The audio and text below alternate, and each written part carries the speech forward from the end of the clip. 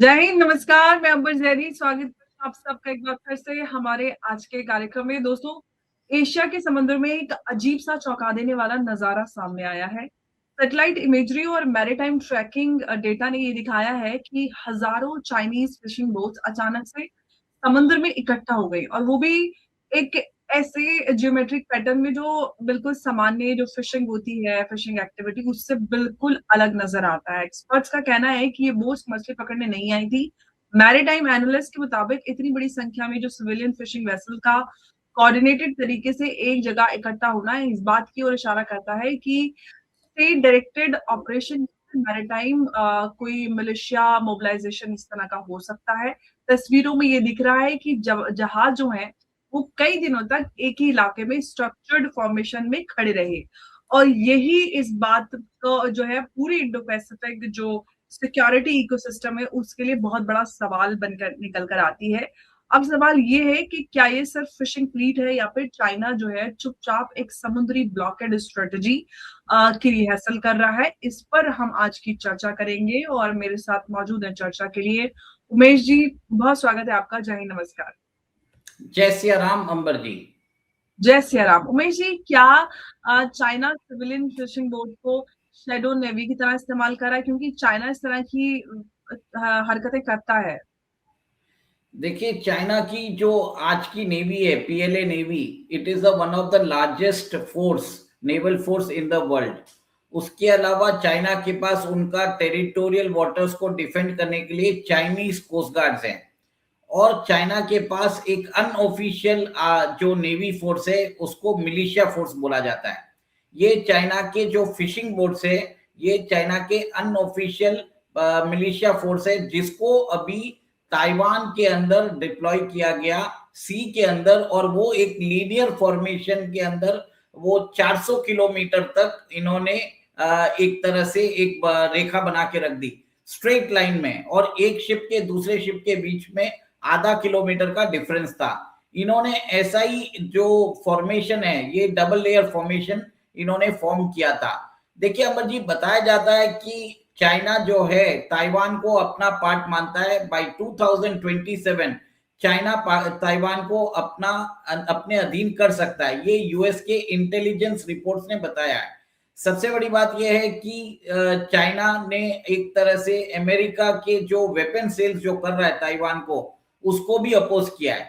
सबसे बड़ी बात यह है कि आज की डेट में चाइना को ये फॉर्मेशन करने की क्या जरूरत थी, क्योंकि देखिए सबसे अगर चाइना जो है अपनी मेन लाइन से वो अपनी आर्मी और अपनी मिलिट्री फोर्स भेजता है, उसको एक तरह से डिटरेंट फोर्स चाहिए। क्योंकि जापान के अंदर जो ओकिनावा बेस है, ओकिनावा बेस पे अमेरिकन फोर्सेस स्टेशनड है, और अमेरिका अपनी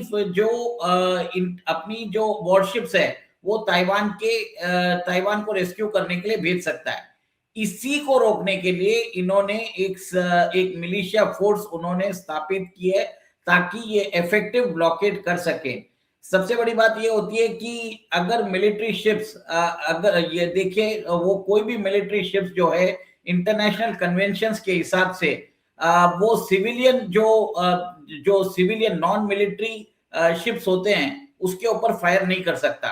चाइना एक तरह से डिटरेंट बना रहा है, और उसमें भी उसने एक तरह से उनकी जो सेंट्रल कमांड फोर्स है उन्होंने ये पूरी रेखा बना के रखा है।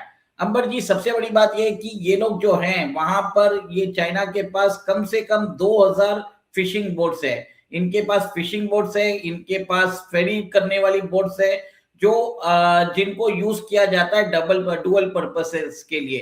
ये बताया जाता है कि they are involved in surveillance activities as well.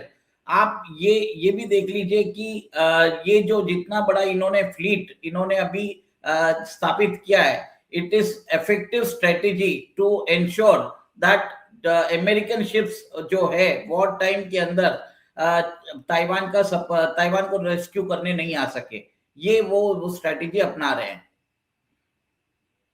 बिल्कुल। लेकिन उमेश जी, अब यहाँ पर एक सवाल ये निकल कर आता है कि जिस तरह से एकदम से हम देख रहे हैं कि जो मैरीटाइम मलेशिया और जिसके जरिए चाइना जो है वो साउथ चाइना सी और जो ताइवान स्ट्रेट को अपनी ताकत के तौर पर बढ़ा रहा है, क्या हम ये ऐसा कर सकते हैं जिस पर आप इशारा कर रहे हैं कि अ, उधर अपनी ताकत वो बढ़ाने की कोशिश कर रहा है जो ताइवान स्ट्रेट है उसमें और साउथ चाइना सी में? देखिए, साउथ चाइना सी वो एक हेवीली डिस्प्यूटेड एरिया है, कंटेस्टेड एरिया है, उसके ऊपर मल्टी ओवरलैपिंग क्लेम्स चल रहे हैं। चाइना के चल रहे हैं, ताइवान, जापान, साउथ कोरिया, सब एक तरह से उस वाटर्स को कंटेस्ट करते हैं कि वो बोलते हैं अपना एरिया मानते हैं। चाइना ने तो ये जो कंटेस्टिंग वाटर्स के अंदर उन्होंने अपना खुद का आर्टिफिशियल आइलैंड्स भी बना दिया है। आर्टिफिशियल आइलैंड्स के अंदर मिलिट्री बेसेस बना दिया है, और उससे वो जापान के जो आइलैंड्स है उसको भी क्लेम करता है। हर जगह चाइना जो है साउथ चाइना सी, ईस्ट चाइना सी को अपना डोमेन मानता है। अंबर जी, जो चाइना के इमीडिएट नेबर्स है वो है ताइवान, साउथ कोरिया और जापान। ये एक तरह से फर्स्ट लाइन ऑफ डिफेंस माना जाता है अमेरिका की, क्योंकि इसके बाद सीधा पैसिफिक ओशन आता है, पैसिफिक ओशन के बाद अमेरिका आ जाता है। तो ये अमेरिका ने क्या किया, अपने जो नेवल बेसिस है सब जगह उन्होंने बना के रखे हैं, क्योंकि वो चाहते नहीं है कि अमेरिका नहीं चाहता कि चाइना अपना नेवल इन्फ्लुएंस उसकी टेरिटरी पे लेके आए। तो ये जो ताइवान को सपोर्ट करना, जापान को सपोर्ट करना और साउथ कोरिया को सपोर्ट करना, ये अमेरिका की मजबूरी है। क्योंकि अगर ये तीनों देश फॉल हो जाते हैं, चाइनीज के अगेंस्ट अधीन हो जाते हैं, तो नेक्स्ट बड़ा टारगेट अमेरिका होने वाला है। तो अमेरिका चाहता है कि जो वॉर्स रहे वो चाइनीज टेरिटरी के पास रहे, जिससे नुकसान जो होगा चाइना के लोगों को होगा या उनके जो एलाइज है उनको नुकसान सहना पड़ेगा। This is the reason American bases हैं हर जगह। तो उमेश जी, अब मैं आपसे एक सवाल ये करना चाहती हूँ कि जब हम देखते हैं कि इस तरह से हजारों जो बोट्स हैं वो इकट्ठा हो जाती हैं समुद्र के अंदर, मोबिलाइज हो सकती हैं, तो क्या किसी क्राइसिस के वक्त में इस तरह से नेवल ब्लॉकेड का हिस्सा बन सकती हैं? कुछ ऐसा पॉसिबल नजर आ रहा है? क्योंकि चाइना जो है हमेशा अपने सभी एसेट्स को डुअल पर्पसेस के लिए करने के लिए जाना जाता है।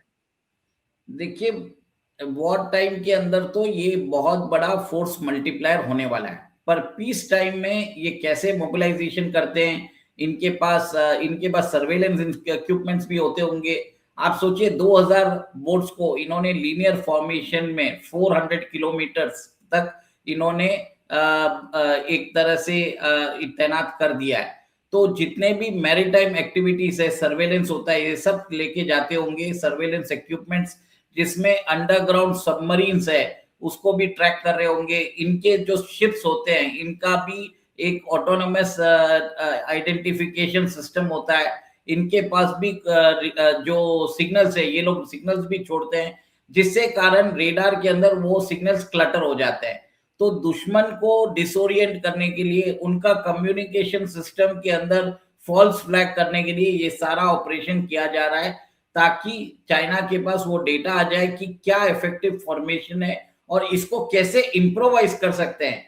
चाइना अब एक तरह से ताइवान के ऊपर फाइनल असॉल्ट करने की तैयारी कर रहा है। बाय 2027 जो है चाइना में invade Taiwan. It is very likely जो नेक्स्ट ईयर है। सबसे बड़ी बात यह है कि अमेरिका के लिए इस टाइम पे वो उन्होंने ईरान में एक फ्रंट खोल के रखा है, रशिया और यूक्रेन का फ्रंट चालू है, और अमेरिकन फोर्सेस अभी स्ट्रेच हो चुकी है। इसके लिए चाइना अगर चाहे तो अकस्मात ही वो नया फ्रंट चालू कर सकता है, क्योंकि कुछ भरोसा नहीं है। अब वर्ल्ड जियो पॉलिटिक्स में आप इनविटेशन देके तो आप हमला नहीं करते हो, सरप्राइज एलिमेंट होता है। तो कभी भी आप ये देख सकते हैं कि साउथ चाइना सी में ये भी पॉसिबल है। We never know what will happen, but indications ये बता रहे हैं कि चाइना इज गेटिंग रेडी। उसके अलावा आज जो न्यूज आई है, सुबह ही न्यूज आई है कि नॉर्थ कोरिया ने एक जो बैलिस्टिक मिसाइल है वो जापान के तरफ फायर की है। सबको मालूम है जापान को डायरेक्ट टारगेट करने के लिए नॉर्थ कोरिया हमेशा रेडी रहता है, और नॉर्थ कोरिया को जितने भी बैलिस्टिक वेपन्स की टेक्नोलॉजी है वो चाइना ने प्रोवाइड किया है। तो ये कोऑर्डिनेटेड स्ट्रेटेजी के थ्रू साउथ चाइना सी के अंदर वॉर टाइम हिस्टीरिया बढ़ाने की कोशिश की जा रही है। तो उमेश जी, क्या ये ऐसा है कि एक समय जिस तरह का चल रहा है, हम देख रहे हैं कि वेस्ट एशिया में एक पहले ही इस तरह का युद्ध चल रहा है, उस पूरी स्थिति का फायदा उठाते हुए ये सारी चीजें की जा रही हैं कि दुनिया का जो ध्यान है उधर भी बटा हुआ है, तो हम मौके का फायदा उठाकर फटाफट अपना भी काम कर लेते हैं, ऐसा कुछ नजर आ रहा है? देखिए, ये तो वॉर टाइम प्रिपरेशंस कर रहे हैं और अपनी शक्तियों को एकत्रित कर रहे हैं और लाइव ड्रिल्स कर रहे हैं, ताकि चाइना ताइवान के ऊपर एक सक्सेसफुल इन्वेजन कर सके। अमेरिकन शिप्स को कैसे ब्लॉक करना, उसकी भी तैयारी की जा रही है। कौन से मेथड्स, कौन से फॉर्मेशन से चाइना जो है वो ताइवान के ऊपर अपना कब्जा जल्द से जल्द विद मिनिमम कैजुअलिटीज कर सकता है, चाइना वो ट्राई कर रहा है। और ये जो फिशिंग मिलिशियाज हैं, ये 2000 के नंबर्स में है, बहुत बड़ी फोर्स है इनके पास, डुअल पर्पस के लिए यूज होती है। और इन्होंने अभी ऐसा नहीं है कि सिर्फ ताइवान के अंदर किया है, फिलीपाइंस के अंदर भी इन्होंने वहां पर भी अपनी फिशिंग मिलिशियाज भेज के फिलीपाइंस की एरिया के ऊपर भी कब्जा कर चुके हैं। ये चाइना के लिए नई बात नहीं है। बिल्कुल, लेकिन अब यहाँ पर ये सवाल निकल कर आता है, जो हम देख रहे हैं कि जो समुद्र में हमें एक्टिविटी नजर आई, इससे एक बड़ा सवाल निकलता है उमेश जी के क्या इंडो पैसिफिक में एक नया ग्रे जोन वॉरफेयर मॉडल शुरू हो चुका है, जहां पर बिना युद्ध के, जहां पर मतलब ऑफिशियली एक वॉर जोन डिक्लेयर करके मतलब लड़ा जाएगा, ऐसा कुछ? देखिए, इंडो पैसिफिक हमेशा हाईली कंटेस्टेड है और इसके लिए फिलीपाइंस ने BrahMos missile defence system Bharat से लिया है, फिर उसके बाद अभी इंडोनेशिया भी ले रहा है। तो ये एक तरह से चाइना जो है एक एग्जिस्टेंशियल थ्रेट्स है फॉर मेनी कंट्रीज। और भारत वहां पर अपनी लुक एक्ट ईस्ट पॉलिसी के अंदर वहां पर अभी ऑयल एक्सप्लोरेशन भी ट्राई कर रहा है वियतनाम के साथ, जिसको चाइना ने अपोज किया है। तो ये भी अब देख लीजिए, ये सारी लड़ाई जो है हाई रेयर अर्थ एलिमेंट्स की है, हाइड्रोकार्बन्स की है, फिर जो सी फूड है, मराइन फूड है, उसके ऊपर किसका कब्जा हो सकता है, इसके लिए किया जा रहा है। और साउथ चाइना सी हेवीली कंटेस्टेड है, वहां पर ओवरलैपिंग क्लेम्स आ चुके हैं और चाइना जो है UN convention law of the seas follow नहीं करता, वो उसने क्लियर कट बोल दिया है। इसके कारण वहां पर अभी भी डिस्प्यूट चल रहा है और अभी इमीडिएटली ताइवान, जापान और साउथ कोरिया रिस्क पे है, मेरा ये मानना है। वो नजर आ रहा है कि सारा जो हम ये एरिया देख रहे हैं, हम चाहे इंडो पैसिफिक और साउथ चाइना से, ये पूरा आपको नजर आ रहा है कि यहाँ पर जिस तरह की स्थिति बन रही है, अब ये स्थिति क्या किसी युद्ध की ओर संकेत देता है कि आने वाले युद्ध की तैयारी है, या फिर अभी कुछ बड़ा होने वाला है? ये बहुत बड़ा सवाल इससे निकल कर आता है। और क्या इस सबसे जो ऑनगोइंग वेस्ट एशिया कॉन्फ्लिक्ट है, उसके चलते जो ग्लोबल हम देख रहे हैं कि एक शॉक जैसी स्थिति, क्राइसिस है, वो बने हुए हैं, क्या और फर्दर ऐसा कुछ हम देखते हैं कि अगर साउथ चाइना सी, इंडो पैसिफिक में इस तरह का एस्केलेशन होता है, तो और किस तरह के हालात हो सकते हैं? और साथ ही हम देख रहे हैं जी। अंबर जी, एक और एक चीज बता देता हूँ, कुछ महीने पहले जापान ने अपनी मिसाइल्स जो है अपने सदर्न मोस्ट आइलैंड पे उन्होंने पोजीशन कर दी थी, जो ताइवान के पास है। जापान की जो प्राइम मिनिस्टर है, उन्होंने अपना डिफेंस बजट कंटिन्यूसली बढ़ा रहे हैं।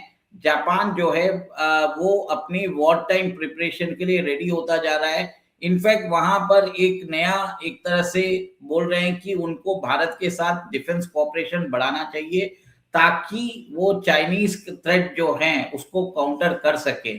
तो ये सिर्फ थ्रेट सिर्फ ताइवान के लिए नहीं है, ताइवान के पास वर्ल्ड की सबसे बड़ी कंपनी, सेमीकंडक्टर्स कंपनी टीएसएमसी है, जो 2 नैनोमीटर के सेमीकंडक्टर चिप्स बनाती है। और इस डिजिटल एरा के अंदर जिसके पास ये सेमीकंडक्टर इंडस्ट्री जिसके कंट्रोल में रहने वाली है, वो एक तरह से विश्व पे राज करने वाला है। चाइना को इसके लिए भी ताइवान चाहिए, ये भी बता देता हूं। बिल्कुल। और चाइना का तो क्लेम है ही ताइवान पे, और ताइवान को लेकर जो हम स्थिति बनते हुए अब देख रहे हैं, चाइना की जो तैयारियां हैं वो उसी ओर इशारा करते हैं कि ये सारी तैयारियां शायद ताइवान इन्वेजन के लिए हो सकती हैं। और क्या मौके का फायदा उठाकर चाइना ताइवान इन्वेजन अभी करेगा, या फिर आगे किसी बड़े और युद्ध की तैयारी हमें यहाँ से नजर आती है। मनीष जी, धन्यवाद आपका इस चर्चा में हमारे साथ जुड़ने के लिए। नमस्कार, जय हिंद, जय भारत। जय सिया राम। जय श्री राम, मनीष जी, बहुत धन्यवाद।